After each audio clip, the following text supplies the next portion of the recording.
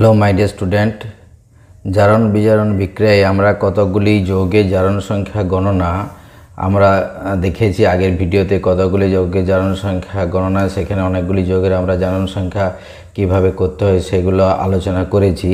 আজকে আমরা আলোচনা করছি এরকম একটি যৌগ H4P2O7। এই যৌগে ফসফরাস পরমাণু, এই অণুতে ফসফরাসের জারণ সংখ্যা কত হবে? ধরা যাক H4P2O7, এখানে ফসফরাস এর জারণ সংখ্যা,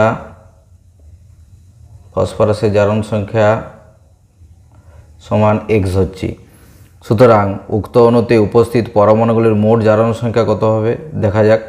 পরমাণুগুলির মোট জারণ সংখ্যা, হাইড্রোজেন হচ্ছে +1, কটা আছে? 4টে আছে, সেজন্য গণিত 4 প্লাস X ধরেছি, গণিত 2 প্লাস অক্সিজেন হচ্ছে -2 গণিত 7 ইকুয়াল টু টোটাল জারণ সংখ্যা হয় 0, বা +4 প্লাস 2X -14 ইকুয়াল টু 0, বা 2X -10 ইকুয়াল টু 0, বা 2X সমান হচ্ছে +10, বা X সমান হচ্ছে 10/+10/2 হচ্ছে +5। FeCO5, এখানে আয়রনের জারণ সংখ্যা কত দেখা যাক। যে CO অর্থাৎ কার্বন মনোক্সাইড হচ্ছে একটি প্রসম অণু। কার্বন মনোক্সাইড প্রসম অণু হওয়ায় এর জারণ সংখ্যা হচ্ছে 0। অতএব এর জারণ